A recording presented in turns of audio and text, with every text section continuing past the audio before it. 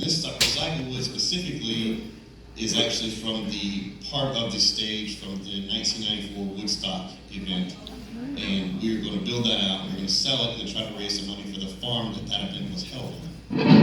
So if you don't mind, you can walk in. And anything he walks around, like I said, feel free to grab it, take a look at it.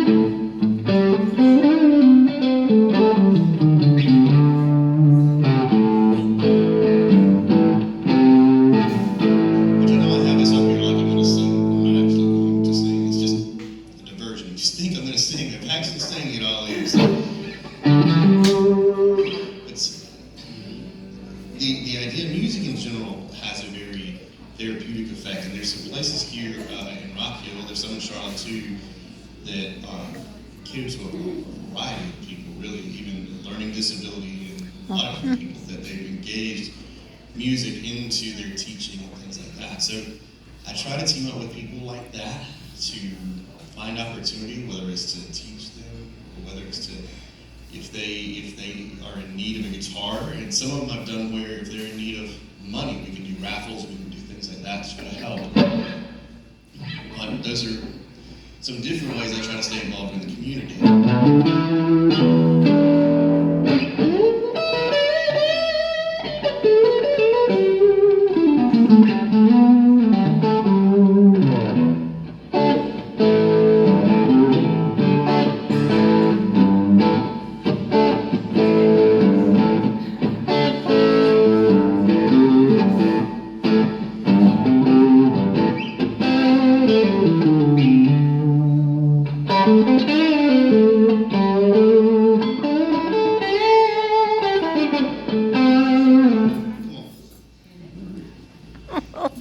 But that's what we're going to do. We're going to try to raise some money with that one. But I just think that's really cool to tie in an iconic music event and then try to tie everything together.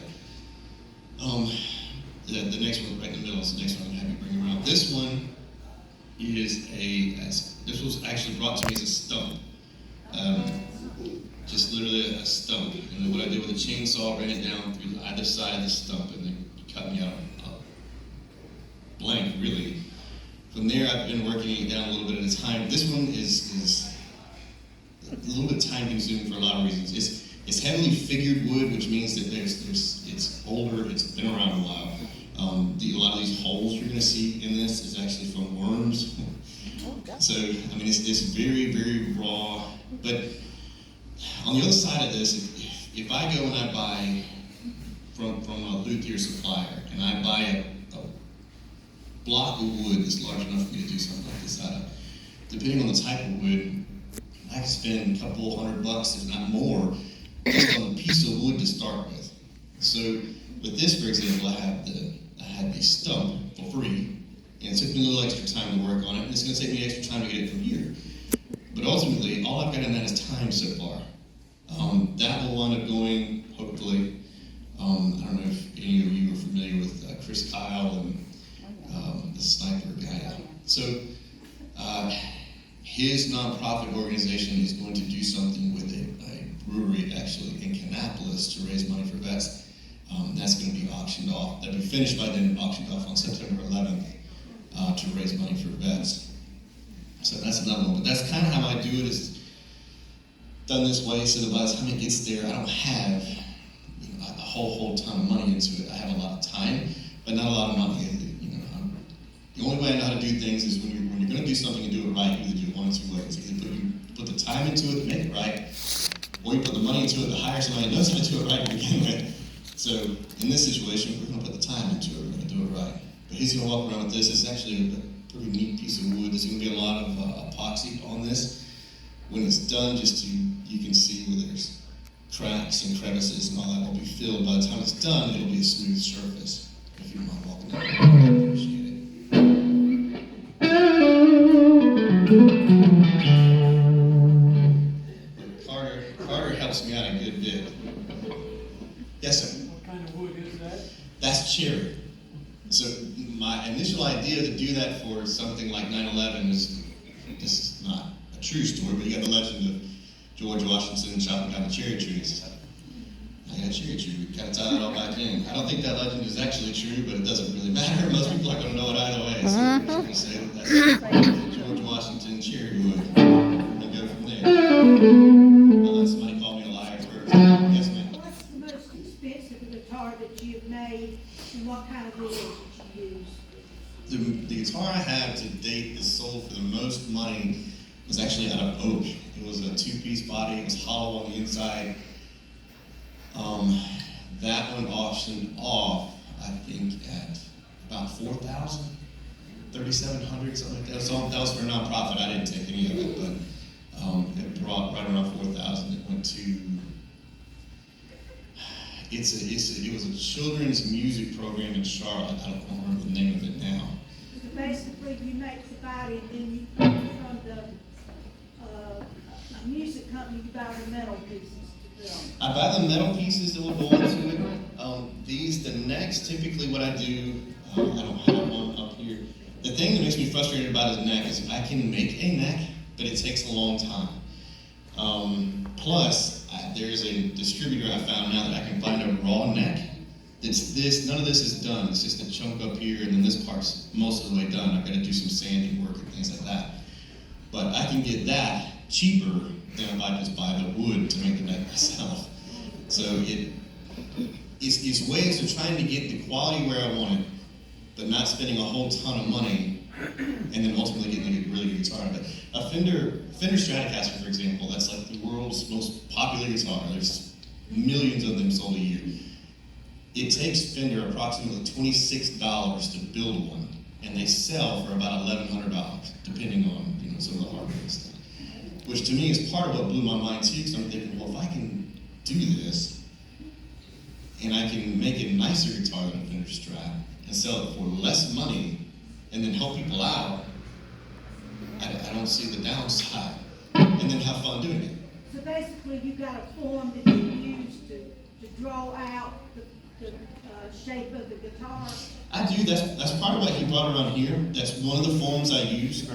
And what I'll do is I'll set that down and use that to help me cut and line everything up. And then depending on the wood I use, sometimes I have to add to it or take away, depending.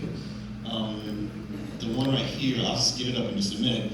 But this one, by the time I planed it all down, it was too shallow. So I had to actually add oak to the back to make it work.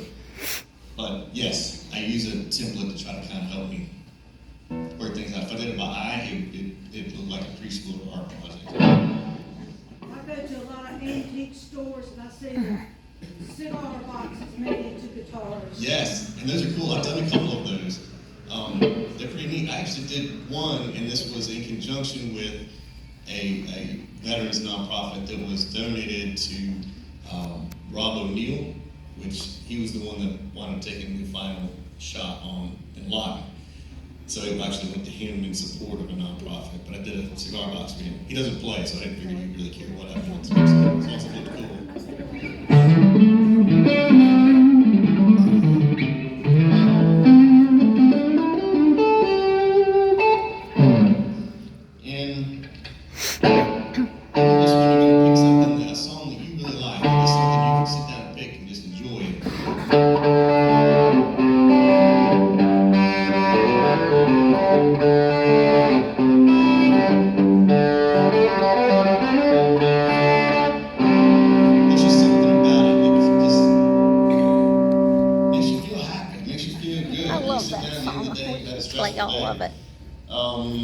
Carter, you're gonna get dirty, man, I'm sorry. But would you mind carrying that around? And it's gonna come across in two pieces? Apparently. You can carry it around just one side if you want to, but it'll be alright. Just grab one side so you don't drop it on your feet. Do you have your own shop at home? Yes, ma'am. It's a really expensive, high-speed one. It's in my garage. But this is, okay, so some of these I do out of retired whiskey barrels. So I do this because, like that wood, for example, that's white oak. It's really good wood. It's very, very solid, very sturdy. And those things just get thrown away. So a lot of times I'll get with distilleries and I'll say, hey, would you mind donating a few? So I can use them to make these guitars out of, and then I'll take that and wind up a lot of times building it, either getting into a vet or whatever. I sell to anybody, obviously, but I'll be really brutally honest in saying if I can verify that you're a vet or first responder, I usually cut it down to about half the price of normal, which I know probably sounds terrible, but No, it doesn't. it's just part of what I do. I just feel like that's what I should be doing. So when I put these things out there, if someone wants, and I tell them straight up, if they want to buy it and I've got $800 on there, they buy it, that's great. But typically I don't even keep that money. Typically if they sold it for $800, I'm going to take whatever I don't have in it. So if I have $200 in the bill, I'll take $600 and build 2 or 3 that I can donate. So it's a way for me to stay engaged. I love doing this. I love building, I love playing, and then still kind of help the community out, help out vets, and help out first responders, and I have a really cool VP back there and keep people kind of busy sometimes.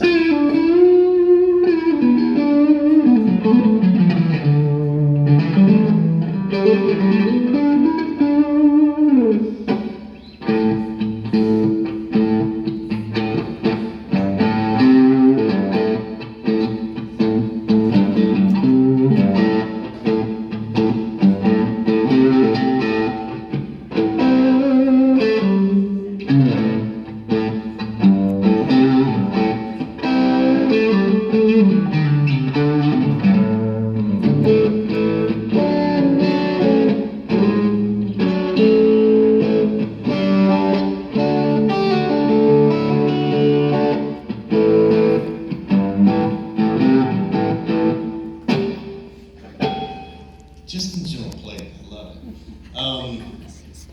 So many other ones I'm going to have to bring around. There's one up here. This one is No, specific. he had lessons. This red one here has actually got a really When he good was story to 12. it. And I think if I was going to tell you my favorite guitars up here is actually this one. I did not build it. I customized it, but I didn't build it. When I was in Iraq in 2004, I talked about I always wanted to get some Les Paul since I started playing when I was 12. Because this was 2004. And I was over in Iraq, and every time I called my wife, I talked a lot. Well, at least I used to get something stuck in my head to keep driving forward. So I kept telling her, when I get home, I'm going to pick me out a great Gibson Les Paul, and that's what I want to do. And while I was gone, she actually bought me one. And then for Christmas that year, she didn't send me the guitar, of course. I wouldn't want that sent to Iraq, but she took a picture and sent me the picture wrapped up in a tissue paper for that year. So that was my Christmas present, was Gibson Les Paul. Plus, I think she did it too because she was tired of hearing about me wanting a Les Paul every time. So she went ahead and bought it. I was like, here's your Les Paul. Let's talk about something else. Yeah, would you mind walking this around? So he walked around with one of the whiskey barrel lids. So, and we walked around with one of the templates just a little bit ago. This gives you an idea of how I combine the two to cut it out, and this is still very rough and raw. It's not done, but at least gives you an idea how we start to make that transition from a whiskey barrel lid to the template to the finished guitar. If you don't mind, buddy.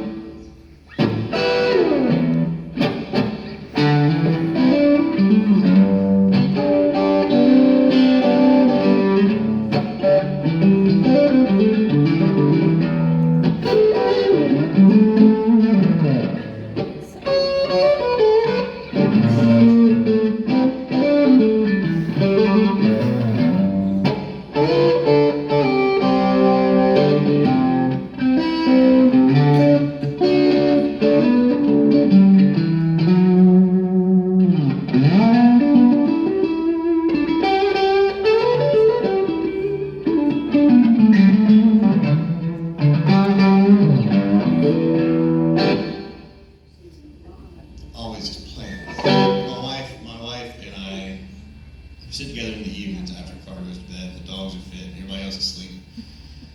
And then sometimes she likes to watch decorating shows and things that are super interesting. So I have a pair of headphones I'll put on and I play, and that way we can still be together, but she gets to watch her decorating shows and I get to play a little bit of guitar. So that's kind of how I get my practice in.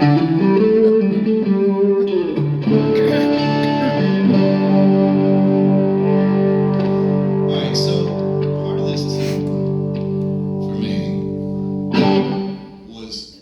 was understanding the fact that, so if I buy this guitar, this is a $1,000 plus guitar. Why is it a $1,000 plus guitar? And like I said, I mean, my mom was a school teacher, and then I joined the Army, so I never exactly had money falling out of my pockets that I didn't know was going. So, in looking at things like this and being a musician, you want to try to finesse your things, but I couldn't always do it. So that was also part of this as well, is trying to combine what I knew and what I knew I could do to ultimately get to what I wanted, but not having to spend that much money. So, like for example, I don't know if Martha Kinder, I don't know if everybody here knows Martha or not, but she had hired my VP, actually, to go and feed her cat while she was out of town. This was, I guess, about a year ago. And she had an old radio sitting in her carport, and it was starting to fall apart. And I said, well, Martha, what are you going to do with that thing? She said, nothing, take it. So I took it, gutted it, put 2 really nice 12-inch speakers in it, and then this company started making a miniature power head for these things. So, long story short, out of this whole amp setup here, I've got a couple $100. If you're going to buy it today, completed with the type speakers that are in it, with the amount of power and the effects I have and things, that will probably be about a $3,500. So Wow. that's kind of what I mean is we can get to the same outcomes. You've got to be willing to put in the elbow grease and the time into it to actually do it. So I actually find it really funny because when I go do certain things, I play the national anthem certain places when I'm invited to. Mm-hmm. And I always find it kind of funny to see people watch me roll this thing up on stage with stickers all over it. And I see some of the professional guys, they've got really nice stuff, and I'm wondering, I wonder what they really think about my stuff. But then you get out there and you start playing, and they go, what'd you do to that thing? Just a little of this, a little of that. You can't let them know, or they'll start doing it. What creates the sound? I mean, I understand the part amplifies the sound, but the components on the guitar, what actually creates the sound? That's an excellent question. I'm going to get into that. Glad you asked it. So, there's multiple facets to it. Buddy, would you like to sit down? Thank you, buddy. There's multiple facets to it. A lot of people will argue that the guitar itself creates a lot of the tone and sound, which is true to an extent. So what I guess I'm saying is if you have a really, really cheap, crummy old guitar and you plug it into a really, really nice amplifier, it's still going to sound pretty good. Now, if you take that and you flip it and you plug a really, really, really nice guitar into a really, really crummy amplifier, it's still going to sound really, really crummy. So it's a two-part thing, but if I'm truly being completely honest with you, I really think the amp and the effects and the way you use them creates a lot more of your tone and a lot more of your sound than the guitar itself. The guitar itself is what the wood is made out of, does change to an extent, the way it's going to sound. This is really your biggest thing on the guitar that changes it, is your pickups. Pickups ultimately are a magnet with a bunch of copper wire around it. So the type pickup, or the type magnets that's in it, the amount of wraps of the coil, that plays a big difference in it, and that's kind of how you get your, at least to gear it towards the direction you want to go. Meaning, this one I geared strictly towards blues. That was my whole intent from the very beginning. I can plug it in and get a much heavier, dirtier sound, but when I use a guitar that's made that way, it just sounds better. It's kind of like if you were going to enter a race, with a car, and you decided to enter a drag race, a quarter-mile drag race in a car that's really made more for zigzags. you might go fast, you might do what you're supposed to do, but you're probably not gonna be the best one out there. It's not gonna be the most authentic type thing out there. So what, the strings vibrate, when you strum it and the strings vibrate, pickups pick up the vibration of the string? It does. The magnet in here picks up the vibration of the metal string on here.